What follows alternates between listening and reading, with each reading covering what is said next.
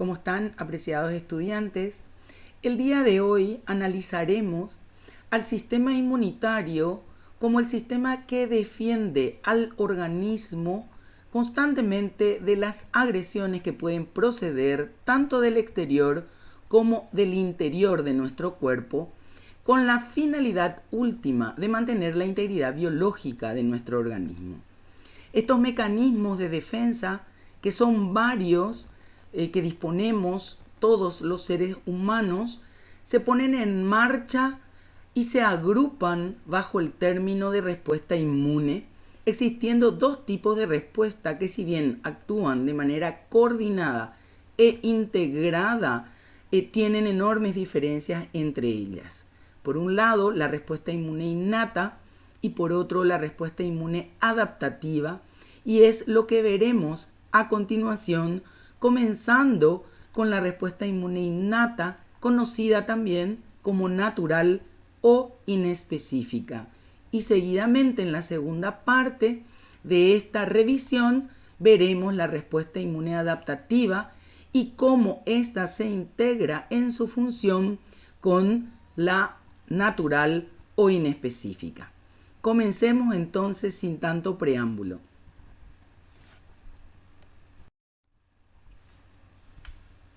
La respuesta inmune innata consiste en un sistema primitivo que se basa o que basa su trabajo en la utilización de proteínas codificadas en su membrana que tienen la capacidad de reconocer moléculas o secuencias moleculares asociadas a patógenos. Este reconocimiento de estos patrones moleculares conocidos como PAM, ¿sí?, en general está asociada al reconocimiento de patógenos, microbios o bacterias y constituyen la forma más importante de reconocimiento por sobre todo las células del sistema innato o del sistema inmune innato. ¿Qué es lo que se reconoce o qué tipo de patrones es lo que reconocen las células del sistema innato? Las PAM son en general componentes ya sea de la membrana celular de los patógenos o ya sea de la pared o cubierta que recubre a esta membrana celular. Un ejemplo son los polisacáridos de la membrana, como vemos en esta diapositiva, o lipopolisacáridos. Otros son los peptidoglicanos. Otro puede ser el ácido teicoico y mucho menos las lipoproteínas. En conclusión, estas estructuras moleculares componentes de la pared o de la membrana de los patógenos pueden ser reconocidas por proteínas específicas que se encuentran en la membrana de las células componentes del sistema inmune. Pero bueno, el sistema inmune innato no solamente basa toda su acción en este tipo de reconocimiento, es decir, muy importantes son estas proteínas de reconocimiento, también las células que la poseen, pero existen otros componentes que vamos a detallar y vamos a analizar profundamente en las siguientes diapositivas. Estos son los componentes de la inmunidad innata. Por un lado, las proteínas que son capaces de reconocer PAMs, conocidas como PRR. Son varias, están descritas acá, pero la veremos en detalle después. Unas sustancias producidas por las células de la respuesta inmune, conocidas como péptidos antimicrobianos, que intentan ya erradicar el agente agresor desde el principio y son producidas por las células de la inmunidad innata, que también son en este caso el tercer componente. Evidentemente no debemos de olvidar al sistema de proteínas que arman una cascada con la finalidad de lisar la pared o la membrana de las células o de los gérmenes, que son los componentes del complemento, y finalmente otro tipo de proteínas conocidas como citocinas, que tienen múltiples funciones y que van a ayudar al sistema innato en su trabajo, pero sobre todo van a tener un rol fundamental para coordinar el trabajo del sistema innato con el sistema adaptativo. Veremos, por lo tanto, a continuación todos estos componentes de la inmunidad innata. En primer lugar, veremos a los receptores de patrones moleculares asociados a patógenos, o PAM. Estos receptores se conocen con las siglas de PRR. Pueden ser lecitinas de tipo C, receptores barrenderos, pentraxinas o transferasas lipídicas. Estos receptores, cada vez que tocan una PAM de un patógeno, son capaces de opsonizar a la bacteria, pero también tienen la posibilidad de inducir la activación de la cascada del complemento, sobre todo por la vía alterna. Existen otros tipos de PRR conocidos como integrinas. Estas son moléculas que tienen gran afinidad por los lipopolisacáridos de las bacterias, y una vez que estos patógenos entran en contacto con estas integrinas, lo que se produce es o se induce a la fagocitosis y el procesamiento interno por las células que lo poseen.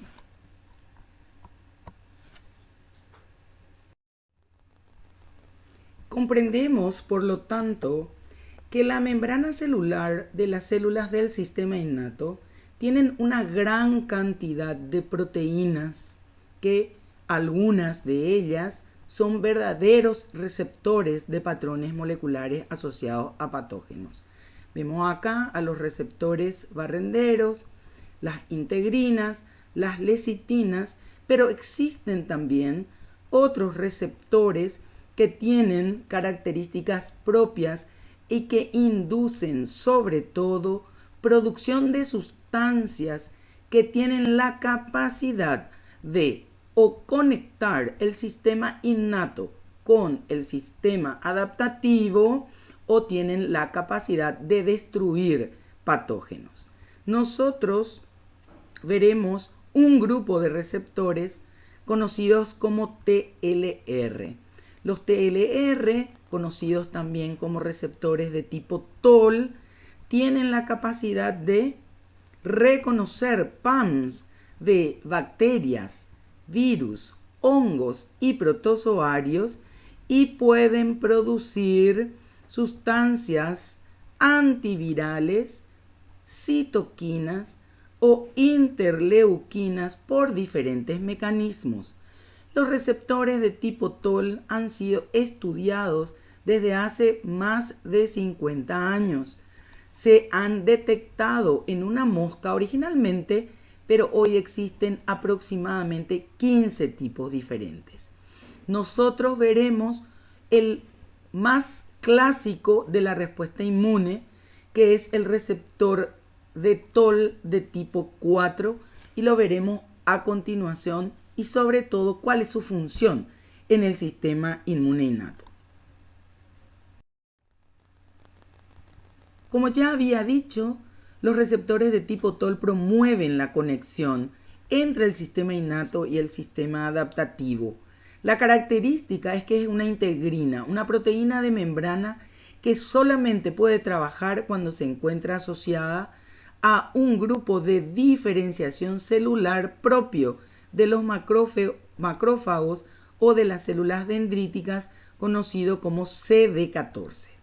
Una vez que el receptor de tipo TOL se une a la PAM, que en general es un lipopolisacárido, se produce una serie de transcripciones moleculares internas en la célula que llevan a la transcripción genética y producción de un ARN mensajero que va a inducir la producción de interleuquinas. Sobre todo, veremos en la figura siguiente,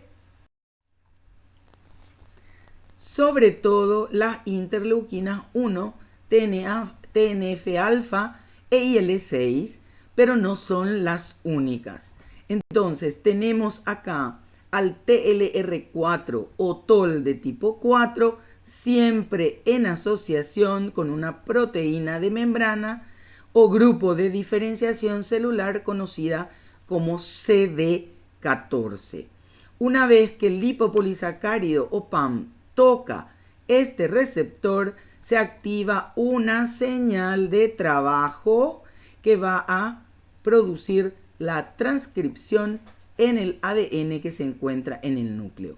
Por lo tanto, los receptores de tipo TOL son fundamentales para que las células del sistema innato tengan la capacidad de producir citoquinas, que son otro componente del sistema innato, pero que tienen la particularidad de poder integrar o coordinar el trabajo con la inmunidad adaptativa.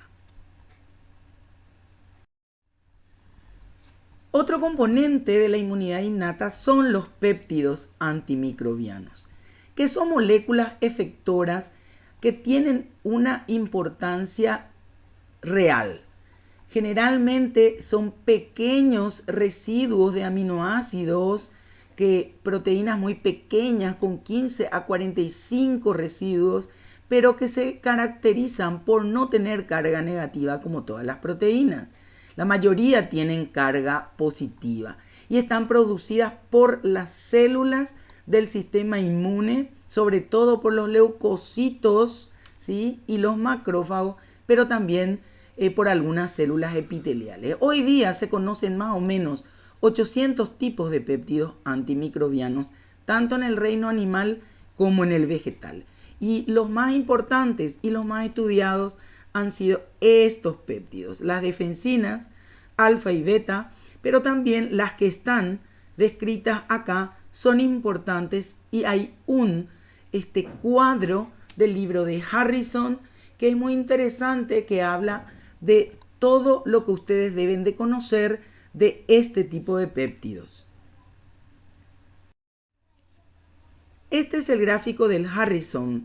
Muestra, por lo tanto, el tipo de péptido antimicrobiano, dónde se encuentran acá, qué células las producen, cuál es el mecanismo de producción de este péptido y sobre todo cuál es el efecto. Como verán, la mayoría de los patógenos a quienes va destinado el efecto de estos péptidos antimicrobianos son virus, y las defensinas sobre todo son producidas por las células del sistema inmune, los leucocitos, neutrófilos, y está en negrita en el libro de Harrison la imagen de que podrían tener un efecto antiviral sobre el VIH. Por lo tanto, estos péptidos son súper importantes para inducir la lisis directa de los microorganismos.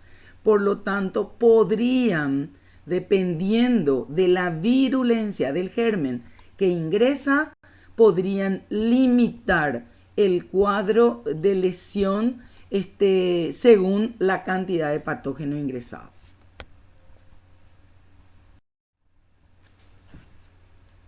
Las citoquinas son proteínas claves en la respuesta inmune innata. Primero, el primer trabajo de ellas es el de ser inmunoreguladoras. ¿Qué quiere decir? Logran inducir el trabajo coordinado de todo el sistema inmune. Además, pueden estipular el tipo de células que deben de trabajar. Pueden tener propiedades proinflamatorias, es decir, inducir el proceso inflamatorio, y algunas de ellas son reguladoras también del crecimiento y maduración de las células del sistema inmune. La clasificación de las citoquinas se basa en el tipo de receptor sobre el cual actúan. Receptores que evidentemente se encuentran en las células del sistema inmune y que veremos a continuación.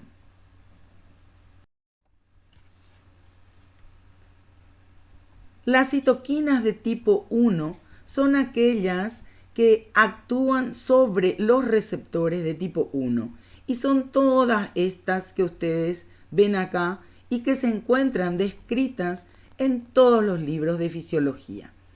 Las citoquinas de tipo 2, fíjense, son sobre todo las que incluyen a los receptores que responden al interferón de todos los tipos y a una interleuquina que es la IL-10. Luego está la familia del TNF que responden con los receptores de TNF y de linfotoxinas.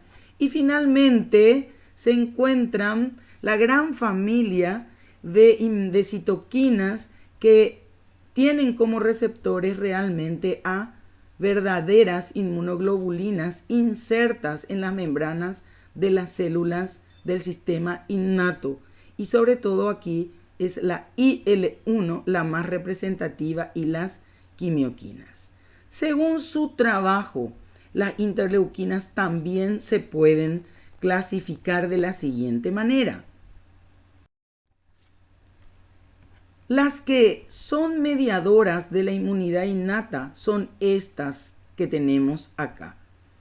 Las que pueden regular la función de los linfocitos, es decir, son inmunoreguladoras o coordinadoras del trabajo de la inmunidad adaptativa, son estas que ven acá. Las activadoras de las células inflamatorias que van a inducir el proceso inflamatorio para destrucción de los agentes externos son estas que están acá, y las estimuladoras del crecimiento y diferenciación de las células del sistema inmune o sobre todo de los leucocitos son estas que están acá. Esto está súper bien descrito en el libro de 3 Guerres de Fisiología o en el libro de Harrison de Medicina Interna en la parte de Fisiopatología. Así que esto queda para ustedes como una clasificación cortita que les permitirá retener ya las funciones de las citoquinas en la integración del trabajo del sistema inmune o de la respuesta inmune. El sistema de complemento es definido como un sistema funcional de unas 30 proteínas del suero que interaccionan entre sí de un modo regulado y lo que quieren hacer es formar una cascada enzimática para permitir una amplificación de la respuesta inmune.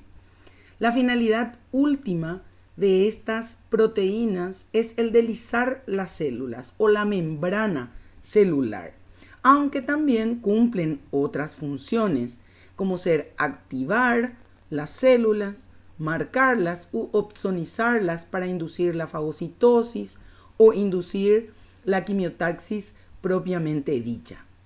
La mayoría de estas proteínas son verdaderas proenzimas o zimógenos que requieren una rotura proteolítica para convertirse en enzimas activas. Y esto es lo que ocurre normalmente en la cascada del complemento. ¿Cuáles son los mecanismos que activan al complemento? Básicamente son 3. Por un lado, la presencia en la pared de las bacterias o en la membrana de las bacterias de lipopolisacáridos que activan a la vía conocida como alterna, o la presencia de ciertos carbohidratos como la manosa que activan la vía conocida como de la lectina, y finalmente la presencia de complejos antígenos anticuerpos que van a activar la vía conocida como clásica. Muy bien, entonces veremos cada una de estas vías, primero por separado y luego integrada en la en el gráfico de la cascada del complemento.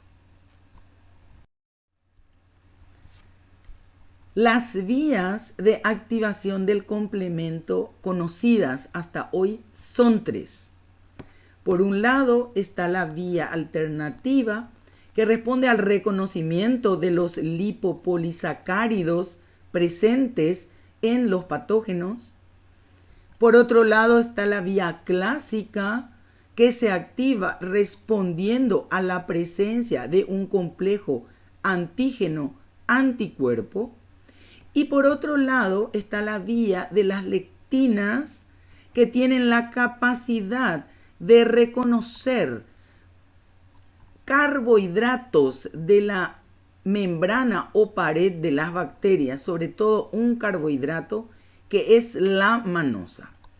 Vamos a describir a continuación en un solo gráfico cómo puede actuar el sistema de complemento a través de estas 3 vías que acabamos de ver.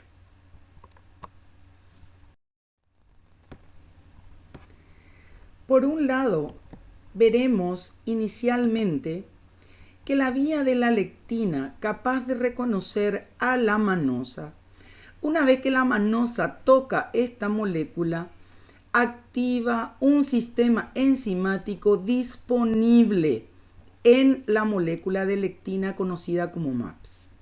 Estas MAPS, que son verdaderas enzimas, son capaces de actuar enzimáticamente y escindir proteolíticamente a la fracción 4 del complemento. Este C4 escindido forma 2 moléculas, una conocida como C4A y otra conocida como C4B. Este C4B formado va a ser ofertado posteriormente a la segunda vía de este gráfico, que es la vía clásica. Y vamos a ver esta oferta para qué se usa. La vía clásica, sobre todo, utiliza como simógeno al C1. El C1, cada vez que un complejo antígeno-anticuerpo se une a una porción de su molécula, se convierte en una enzima proteolítica, que tiene la capacidad, por un lado, de escindir C4, al igual que la lectina, y formar las 2 fracciones, y por otro lado, escindir al C2, y este C2 escindido forma también 2 fracciones, una C2B y una C2A. Las fracciones C4B y C2A tienen una gran afinidad química y cuando se unen se convierten en una enzima capaz de escindir a la fracción 3 del complemento. Es decir, esta es una enzima conocida como C3 convertasa y proviene de la vía clásica en conjunto o coadyuvada por la vía de la lectina. Entonces, la C3 convertasa de la vía clásica es la enzima C4B2A, que hace que el C3 se escinda en 2 porciones, una porción conocida como C3A y una porción convertida conocida como C3B. Este C3B tiene una gran afinidad por la C3 convertasa y al unirse a ella forma el complejo C4B2A3B, que es una enzima capaz de escindir al C5, es decir, es una C5 convertasa. Este C5, una vez que es escindido, produce 2 moléculas, una molécula C5A y una molécula C5B. Y esta molécula C5B tiene la particularidad de tener una afinidad química por el C6 y el C7, una vez que ellos se unen, se adhieren a este complejo, el C8 y el C9, y el complejo C5b, 6, 7, 8 y 9 forman el complejo citolítico final, que es el que perforará la membrana de los patógenos. Muy bien, entendemos, por lo tanto, de que necesitamos las diferentes fracciones escindidas para formar las convertasas del C3 y las convertasas del C5, que son fundamentales para armar el complejo citolítico final o MAC. Muy bien, veamos ahora cómo trabaja la vía alterna, que es bastante diferente a la manera de hacerlo de la vía clásica y de la lectina. La presencia de C3 o muchas moléculas de C3 ante la PAM o lipopolisacárido de las bacterias hace que este C3, que es un simógeno, se escinda por sí solo en C3A y C3B. Este C3B tiene una gran afinidad por una molécula que se está también formando en simultáneo y que proviene de una proteína también en circulación conocida como factor B. Este factor B, cuando se enfrenta a otra proteína conocida como factor D, pierde un átomo de calcio y se convierte en otra molécula conocida como molécula BB. Esta molécula B mayúscula, B minúscula, se adhiere al C3B ofertado por esta vía y se forma el complejo C3B, B mayúscula y B minúscula. Pero para que esta unión química sea estable y se convierta en una verdadera enzima, requiere de la unión de la properdina, que es la P que está acá al final. Entonces, este complejo C3B, B mayúscula, B minúscula con la properdina es también una C3 convertasa. Y esta C3 convertasa lo que hace de nuevo es escindir más C3 y liberar C3A y C3B. Y este C3B es el que va a utilizarse para escindir el C5 finalmente. ¿Cómo se hace esto? Es porque este C3B se une a este complejo una vez que la properdina es liberada. Entonces se forma el complejo C3B, BB y 3B. Es decir, hay dos moléculas de C3B que se encuentran en los extremos unidos a la molécula BB, cuyo origen es este. Y esta C5 convertasa de la vía alternativa escinde de nuevo el C5 para lograr tener C5B, que va a adherir todo el complejo de C6 hasta C9 para formar el complejo citolítico final. Una vez entonces que el C5B está formado, las moléculas de C6 y C7 se adhieren a él. Y una vez que se adhieren, el C7 tiene un receptor en la membrana de la célula al cual puede pegarse. Una vez que hace esto, el C8 viene con la finalidad de introducirse profundamente en la membrana y estabilizar el complejo molecular. Y cuando esto se realiza, se da una señal química que promueve la afinidad de varias moléculas de C9 que terminan perforando la membrana y forman prácticamente una empalizada de 10 a 15 moléculas y esta empalizada de perforación permitirá la lisis de la célula, promoviendo la liberación del contenido citoplasmático. En conclusión, este es el trabajo del complemento, que es un componente importantísimo del sistema innato, pero que, como verán, también influye parcialmente en la inmunidad adaptativa, ya que la vía clásica utiliza complejos antígenos-anticuerpos. Proseguimos entonces con inmunidad innata.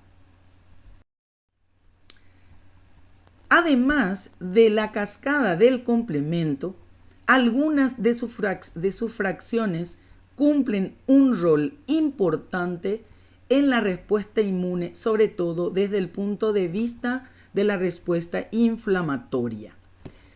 Por ejemplo, el C2A, desde el efecto inflamatorio, puede inducir edema. El C3A forma parte de la hipersensibilidad de tipo 1 en la anafilaxia. El C3B, al ser una opsonina, induce la fagocitosis. El C4A es también un componente que interviene en las reacciones anafilácticas. El C4B es otra opsonina. El C5A es un gran proestimulador del proceso inflamatorio y anafiláctico. Y finalmente el complejo MAC, ¿sí? El complejo citolítico final es el que va a inducir el daño a los tejidos. Estas son otras de las funciones del sistema del complemento una vez que estos se han activado, es decir, han sido escindidos. Desde el punto de vista innato, y terminamos con esto la inmunidad innata, veremos a las células. Las células del sistema innato, que ustedes ya conocen muy bien, cumplen funciones efectoras de destrucción de patógenos, fagocitosis y otras funciones más a nivel del sistema inmune innato, pero muchas de ellas son mediadoras de la respuesta específica o adaptativa. Y es lo que vamos a analizar en cada una de ellas a continuación. Por ejemplo, los macrófagos, desde el punto de vista de la inmunidad innata, son fagocitos que van a destruir patógenos, pero además pueden producir péptidos antimicrobianos y a través de su TOL pueden unirse a los lipopolisacáridos y pueden inducir la producción de citoquinas. Muchas de ellas pueden ser proinflamatorias, es decir, pueden participar en el proceso inflamatorio local.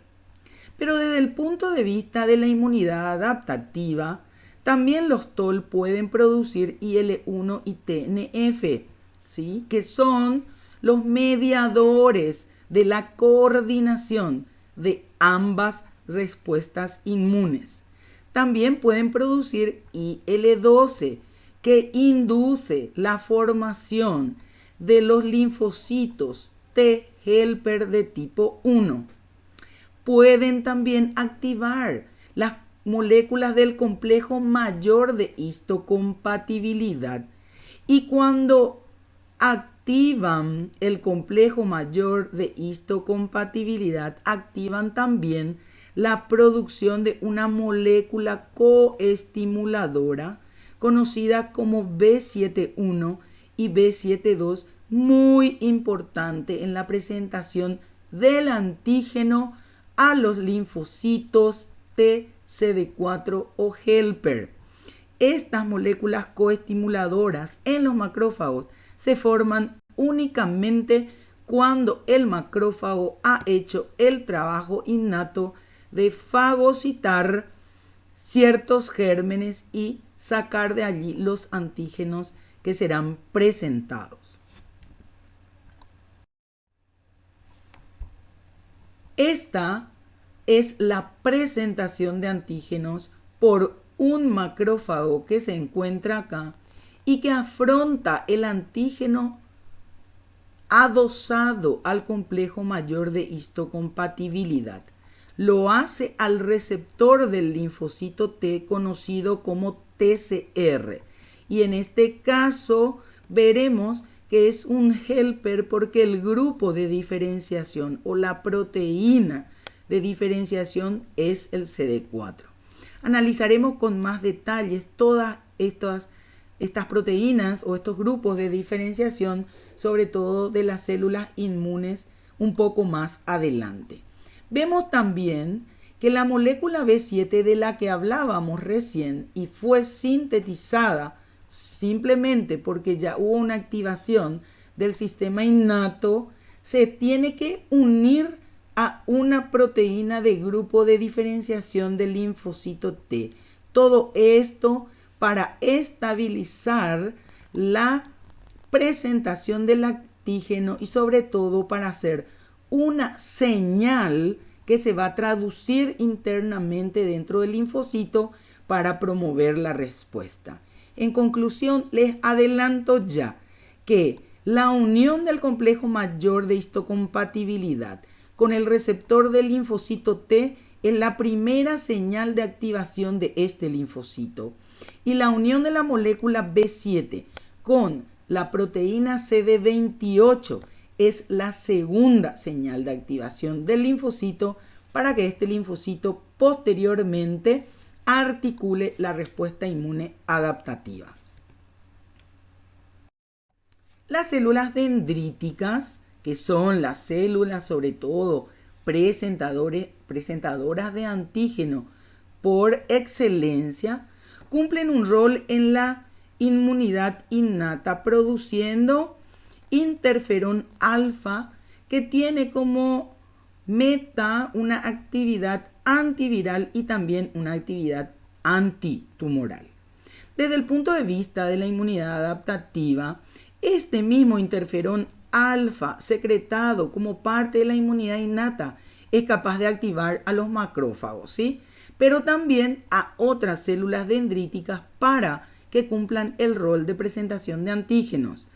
Y como ya les dije, esta es la célula presentadora de antígenos por excelencia, ya que tienen la molécula B7 presente permanentemente en su membrana celular, no como los macrófagos, que solamente ante un estímulo van a sintetizar esta molécula para presentar el antígeno. Entonces, es por la presencia constitutiva de la molécula B7 que la célula dendrítica es una presentadora un poco más profesional que los macrófagos. Los neutrófilos, desde el punto de vista innato, son los principales fagocitos que van a destruir a patógenos. Además, desde el punto de vista innato, ellos producen enormes cantidades, sobre todo de defensinas. Este es su trabajo dentro del contexto de la inmunidad innata. Y dentro de la inmunidad adaptativa cumplen un rol no menos importante, ya que logran inhibir la apoptosis de los linfocitos, es decir, inhiben la muerte celular programada de los mismos, y al hacer esto y vivir más los linfocitos, se puede prolongar la respuesta inmune, sobre todo adaptativa. Otras células componentes del sistema inmune son los eosinófilos, que desde el punto de vista innato son capaces de destruir parásitos. Pero desde el punto de vista adaptativo, los eosinófilos pueden producir IL-5 y esta interleuquina forma parte del trabajo de un sector de la inmunidad adaptativa y es sobre todo producción con función autócrina. ¿Qué quiere decir? La IL-5 producida por ellos mismos induce la activación de ellos para la liberación de sus gránulos. Los mastocitos y basófilos, desde el punto de vista innato, pueden liberar TNF-alfa, interleuquina 6, interferón gamma, sobre todo en respuesta a los patrones moleculares asociados a patógenos que han tocado sus PRR e inducen procesos proinflamatorios. Desde el punto de vista adaptativo, pueden producir interleuquina 4. Esta interleuquina 4 es capaz de estimular a los linfocitos T CD4 para que posteriormente se transformen en TH2, que son fundamentales para las respuestas de hipersensibilidad de tipo 1, es decir, para el tipo de respuestas alérgicas. Y finalmente, desde el punto de vista innato celular, tenemos a las células citolíticas o células NK. Las células NK, desde el punto de vista innato, son capaces de destruir células extrañas, es decir, en aquellas en que no reconozcan el HLA o complejo mayor de histocompatibilidad de tipo 1. Tienen también receptores, y son varios los receptores que tienen, veremos a continuación, que van a inhibir la función citolítica frente al complejo mayor propio. Es decir, tienen receptores de destrucción o de activación para la destrucción y tienen receptores de inhibición para la destrucción. Pero las células citolíticas no hacen un trabajo puramente de lisis celular. Desde el punto de vista de la inmunidad adaptativa, pueden producir interferón alfa y gamma, que son capaces de inducir a los linfocitos T CD4 a transformarse en TH1. Pero además pueden producir IL4, que le dicen a los linfocitos CD4 que se transformen en TH2. Es decir, tienen una gran influencia sobre la inmunorregulación de la respuesta según el tipo de linfocito que promuevan. Estas son entonces las propiedades generales y las características completas de las células citolíticas del ser humano. Por un lado, tenemos aquí todos los receptores que pueden activar el fenómeno de lisis o de destrucción o de apoptosis y los receptores capaces de inhibir la respuesta citolítica en general. No vamos a detallar estos receptores, ustedes los disponen, el mecanismo de función en cualquiera de los textos que ya les cité antes, así que queda a cargo de ustedes el profundizar sus conocimientos. Sabemos también que la función citotóxica puede ser natural o puede ser inducida por el sistema adaptativo a través de la presencia de anticuerpos y que además de la función citotóxica cumplen función secretora, como ya vimos, al producir una gran cantidad de moléculas de proteínas, sobre todo de citoquinas. Los mecanismos de citotoxicidad, ya vimos, pueden ser simplemente la natural o la dependiente de anticuerpos y pueden ser por un mecanismo de lisis de la membrana o puede ser por inducción de la apoptosis de la célula que va a ser eliminada. Muy bien, los fenotipos no lo analizaremos, ya que eso veremos solamente los fenotipos y los grupos de diferenciación relacionados a los linfocitos cuando analicemos inmunidad adaptativa. Esto es lo que ocurre cuando una célula citolítica natural se enfrenta con sus receptores a diferentes grupos celulares.